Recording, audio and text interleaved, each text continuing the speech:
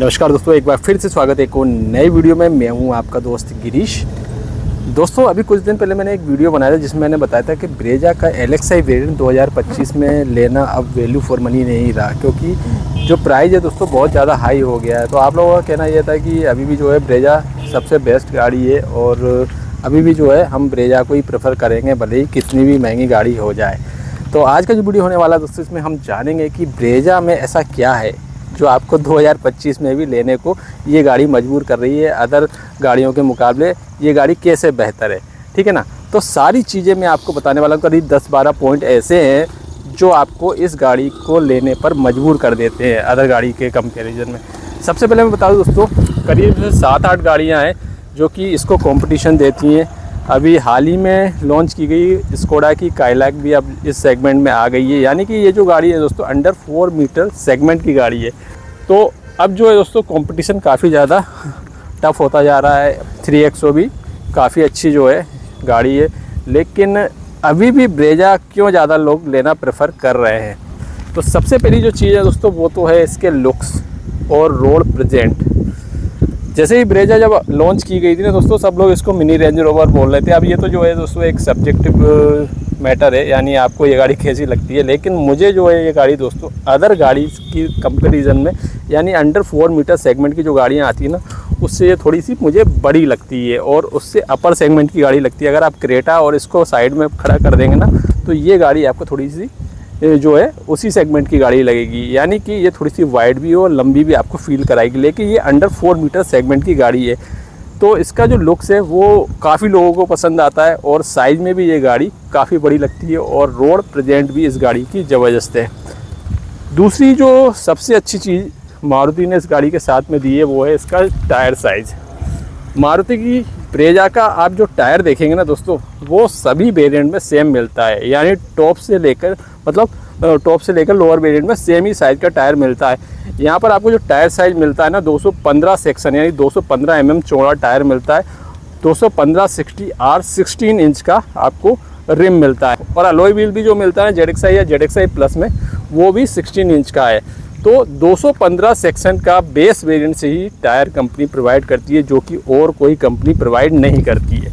तो ये भी इसका एक बड़ा प्लस पॉइंट हो जाता है। और अगर आपको टायर में अलॉय व्हील डलवाएं तो आपको टायर चेंज करने की ज़रूरत नहीं पड़ती। बहुत सारे लोग जो है अलॉय व्हील डलवा दे तो टायर चेंज कराने की ज़रूरत नहीं पड़ती है, ठीक है ना।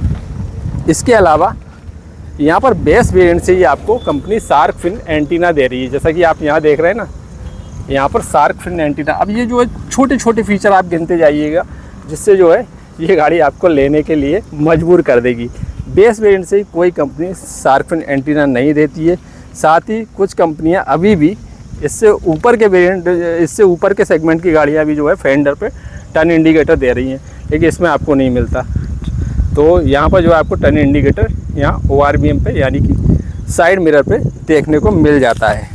तो ये एक छोटी छोटी चीज़ें बताते जा रहा हूँ जो कि और गाड़ियों के मुकाबले आपको ब्रेजा में नहीं मिलती हैं। यानी कि ब्रेजा में आपको जो चीज़ें उन गाड़ियों में कमी है वो यहाँ पर दूर की गई हैं।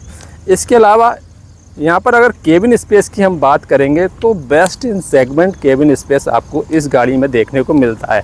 रियर सीट पे जो स्पेस मिलता है ना, मैं कॉन्फिडेंस के साथ कह सकता हूँ कि कोई भी गाड़ी में इतना रियर सीट पे नी रूम या फिर थाई सपोर्ट आपको देखने को मिलेगा। थाई सपोर्ट तो आपको मिल जाएगा, लेकिन नी रूम इतना ज़्यादा नहीं मिलेगा। अब आप कहें कि इसका बूट स्पेस थोड़ा सा कम हो जाता है अदर गाड़ियों की तुलना में, तो भाई जो बूट का साइज़ और शेप है ना, मैं दिखाई देता हूँ, देखिए बूट का जो साइज़ और शेप है ना वो काफ़ी सही है। यहाँ पर आराम से 3-4 ट्रॉली बैग आ जाते हैं, बड़ा साइज़ का भी आता है, छोटे साइज़ के भी मिला के। मतलब अगर 3 जो ट्रॉली बैग होते हैं ना अलग अलग साइज़ के, वो आराम से आ जाते हैं। उसके अलावा भी लगेज आ जाता है। तो ये डिपेंड करता है कि बूट का साइज़ कैसा है। कुछ कंपनी ऊपर तक जो है बूट को नाप के बोलती है, यानी पार्सल ट्रे से भी ऊपर, लेकिन मारुति की जो ब्रेजा है इसमें पार्सल ट्रे से नीचे ही बूट को जो कैपेसिटी है, वो बूट की जो कैपेसिटी है वो बताई गई है। 328 लीटर का आपको पेपर में, ऑन पेपर में यहाँ पर बताया गया है। कुछ कंपनी, जैसा कि मैं कह रहा हूँ कि ऊपर तक जो ग्लास दिया गया है ना, वहाँ तक बूट को नाप के बता रही है। तो ये थोड़ा सा भ्रम है, इसको भी निकालिए। इसके अलावा जो इस गाड़ी का सबसे बड़ा प्लस पॉइंट है वो है इसका इंजन। यहाँ पर दोस्तों ब्रेजा बाजी मार जाती है। छोटे छोटे फीचर तो आपको आफ्टर मार्केट भी लगवाने को मिल जाएंगे, लेकिन कंपनी फिटेड चीज़ें जो होती हैं वो मैं आपको बता रहा था। लेकिन इंजन की अगर बात करें तो यहाँ पर आपको 4 सिलेंडर का इंजन मिल रहा है और 1500 सीसी का इंजन मिल रहा है, जो कि कोई कंपनी प्रोवाइड नहीं कर रही है। आपको वेन्यू में या फिर सोनेट में 1.2 लीटर का, वही i10 में जो इंजन आता है ना, वो देखने को मिलता था। वेन्यू का नाम लिया और वेन्यू आ गई, देखिए। तो वेन्यू में अगर आप पेट्रोल वेरिएंट लेते हैं तो वही 1.2 लीटर का, हाँ तो मैं कह रहा था वही 1.2 लीटर का इंजन मिलता है जो आपको i10 में देखने को मिलता है, जो कि गाड़ी के साइज़ के हिसाब से काफ़ी छोटा है और माइलेज भी इतना अच्छा नहीं मिलता, ना ही उसमें आपको अच्छा परफॉर्मेंस मिलता है। तो वेन्यू और सोनेट का अगर पेट्रोल वेरिएंट लेने जा रहे हैं तो फिर जो है वो आपको चलाने में मज़ा नहीं देने वाली है। इसके अलावा इस इंजन से आपको बेस्ट इन सेगमेंट माइलेज भी मिलेगा। ऐसा नहीं है कि इंजन साइलेंट है, 4 सिलेंडर है, 1500 सीसी है तो माइलेज कम मिले। माइलेज भी आपको बेस्ट इन सेगमेंट दे रही है ये गाड़ी, इसीलिए दोस्तों लोग इसकी तरफ ज़्यादा आकर्षित हो रहे हैं। इसके अलावा ये जो इंजन दिया गया है ना, बहुत ही ज़्यादा रिफाइंड और साइलेंट है। इतना ज़्यादा साइलेंट है कि केबिन में बिल्कुल आपको नॉइज़ नहीं आने वाली। इंजन स्टार्ट हैवी है या नहीं आपको पता ही नहीं चलेगा, तो ये भी एक बड़ी खासियत बन जाती है। इसके अलावा दोस्तों यहाँ पर मारुति ने इसमें जो 5 स्पीड का ट्रांसमिशन दिया गया मैनुअल के साथ में, तो उसका जो कॉम्बिनेशन है इंजन के साथ में बहुत ही तगड़ा है। मतलब लो एंड टॉर्क इतना अच्छा है कि अदर गाड़ियों के मुकाबले आप 1 गियर ज़्यादा में इस गाड़ी को चला सकते हैं। यानी कहने का मतलब ये है कि मान लीजिए आप सिटी में गाड़ी को चला रहे हैं और गाड़ी मांग रही है 2nd गियर, तो इसको आप 3rd में आराम से चला सकते हैं बिना किसी वाइब्रेशन के। गाड़ी स्मूथली एक्सीलेटर पेडल दबाओ या ना दबाओ स्मूथली उठती है। अगर आप एक्सीलेटर पेडल को दबा के आगे बढ़ाएंगे तो कोई भी वाइब्रेशन फील नहीं होगा। यानी कि लो एंड टॉर्क बहुत अच्छा है। ट्रांसमिशन और इंजन की जो ट्यूनिंग दी गई है ना, वो बहुत ही अच्छी करके दी है। आराम से आप इसको 1 गियर ऊपर चला सकते हैं, ये इसकी सबसे बड़ी खासियत है। और ये तब ज़्यादा अच्छा हो जाता है जब आप गाड़ी को सिटी में ड्राइव करते हैं, ठीक है ना। इसके अलावा अगर आप ZXi या ZXi प्लस वेरिएंट ख़रीदते हैं तो आपको यहाँ पर स्मार्ट हाइब्रिड टेक्नोलॉजी मिल जाती है, जिससे जो है थोड़ा सा माइलेज आपको ज़्यादा मिल जाता है। अगर आप नॉर्मल की बात करें, देखिए हमारी गाड़ी जो है स्मार्ट हाइब्रिड के साथ में, क्योंकि ये VXi वेरिएंट है, तो जब हमने गाड़ी ली थी उस टाइम पर VXi और LXi वेरिएंट में भी ये चीज़ मिलती थी, बट अब कंपनी ने हटा दी है। केवल ZXi और ZXi प्लस में ही आपको स्मार्ट हाइब्रिड टेक्नोलॉजी देखने को मिलेगी। तो जो गाड़ी स्मार्ट हाइब्रिड के साथ में आ रही है, यानी जो ब्रेजा आ रही है, उसका माइलेज लगभग 2.25 किलोमीटर आपको ज़्यादा कंपनी क्लेम करके देती है। तो माइलेज आपको स्मार्ट हाइब्रिड में थोड़ा सा ज़्यादा मिल जाएगा। अगर आप थोड़ा सा जो है एक्स्ट्रा पैसा लगाते हैं, ZXi तक जाते हैं, तो आपको ये टेक्नोलॉजी मिल जाती है। तो ये भी चीज़ आपको किसी गाड़ी में नहीं मिलने वाली है।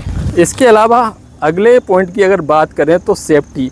मारुति की गाड़ियाँ अपनी सेफ्टी के लिए बदनाम थी। कोई बोलता था कि टीन का डिब्बा, मतलब कई तरह के मीम भी बनाए जाते थे। बट ये जो गाड़ी है दोस्तों पहले से ही 4 स्टार सेफ्टी रेटिंग के साथ में थी, जब इसमें इतने सारे सेफ्टी फीचर भी नहीं आते थे। अब तो 6 एयरबैग आपको बेस वेरिएंट से देखने को मिलते हैं। बाकी इसके अलावा ABS, EBD, ट्रैक्शन कंट्रोल और इलेक्ट्रॉनिक स्टेबिलिटी प्रोग्राम जैसा फीचर भी देखने को मिल जाता है। साथ में हिल होल्ड असिस्ट जैसा फीचर भी देखने को मिल जाता है। तो सेफ्टी वाइज इस गाड़ी में कोई भी डाउट नहीं है। अभी भी जो है ये गाड़ी आराम से 4 स्टार सेफ्टी दे के आ सकती है, 4 स्टार की सेफ्टी रेटिंग ला सकती है। और थोड़ा सा मैं आपको डोर का साउंड सुनाता हूँ।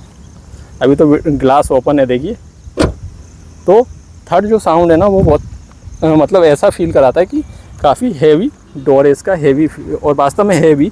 अदर गाड़ियों से अगर आप कंपेयर करेंगे तो इसका जो डोर है वो हैवी है। ग्रैंड विटारा से आप कंपेयर करके देख लेना।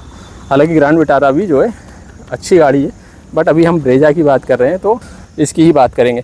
तो जैसा कि मैंने कहा कि ये पहले से ही जो प्लेटफॉर्म पे बनी हुई है, 4 स्टार सेफ्टी रेटिंग के साथ ये गाड़ी आती थी। तो अभी भी जो है इसका अगर क्रैश टेस्ट किया जाएगा तो आराम से 4 स्टार की सेफ्टी ये ला सकती है, इसमें कोई डाउट नहीं है। हो सकता है कि ज़्यादा भी रेटिंग ये ले आए। इसके अलावा मारुति की गाड़ी की शुरू से ही खासियत रही है एक माइलेज और दूसरा लो मेंटेनेंस। यानी कि अगर आप इसकी सर्विस कराएंगे दोस्तों, तो आप एक छोटी गाड़ी की हैचबैक की सर्विस कराते हैं ना, उतना ही खर्चा आएगा। उससे 200-300 रुपये ज़्यादा खर्चा आएगा, इससे ज़्यादा खर्चा नहीं आने वाला। 3500 मैक्सिमम 4000 में इसकी सर्विस हो जाती है। यहाँ पर मैं पेड सर्विस की बात कर रहा हूँ। तो इस साइज़ की गाड़ी के हिसाब से काफ़ी कम सर्विस कॉस्ट है इसकी, और जो इसके पार्ट्स हैं दोस्तों वो भी काफ़ी सस्ते हैं, तो ये भी एक खासियत बन जाती है। इसके अलावा आफ्टर सेल सर्विस जो है ना वो मारुति की आपको पता ही कैसी है, तो इसके बारे में ज़्यादा नहीं बोलूँगा। लेकिन हाँ, अगर आप मान लीजिए इस गाड़ी को बेचना चाहते हैं तो आपको ये गाड़ी अच्छा खासा रिटर्न देगी, यानी कि अच्छी खासी जो है इसकी रीसेल वैल्यू है। अगर आप बेचेंगे तो आपको अच्छा खासा पैसा मिलने वाला है और तुरंत बिक जाएगी। इसके अलावा एक दो फीचर हो रहे हैं, जैसे कि कुछ गाड़ियाँ तो दे रही हैं लेकिन कुछ नहीं दे रही, जैसे कि इसमें आपको ऑल पावर विंडो मिल जाती हैं बेस वेरिएंट से, जैसे कि आप देख रहे हैं ना ये। तो कुछ गाड़ी देती हैं, कुछ नहीं देती है। सेंटर लॉकिंग भी नहीं देती, कुछ गाड़ी इसमें सेंटर लॉकिंग मिल जाती है बेस वेरिएंट से। कुछ गाड़ियों में आपको 2 पार्किंग सेंसर मिलते हैं, यहाँ पर आपको 4 पार्किंग सेंसर देखने को मिल रहे हैं। तो ऐसी छोटी छोटी काफ़ी सारी चीज़ें हैं जो कि इसको आज भी अपने कॉम्पिटिटर के मुकाबले ज़्यादा बेहतर बनाती हैं। इसीलिए इस गाड़ी की डिमांड ज़्यादा है और अभी भी लोग इसको ख़रीद रहे हैं, भले ही इसका प्राइस कितना भी हो गया। और एलेक्साई वेरिएंट को भी जम के ख़रीद रहे हैं। मैंने आपको बताया था ना एलेक्साई इतना ज़्यादा वैल्यू फॉर मनी नहीं है, लेकिन एलेक्साई वेरिएंट को भी लोग जम के ख़रीद रहे हैं। उसके पीछे का कारण यही है जो कि मैं आपको बता रहा हूँ। तो ये सब चीज़ें हैं जो कि ब्रेजा को अभी भी एक अच्छा पैकेज बना देती हैं। प्राइस थोड़ी सी अधिक होने के बावजूद भी इसके अदर वेरिएंट बहुत ज़्यादा बेहतर है।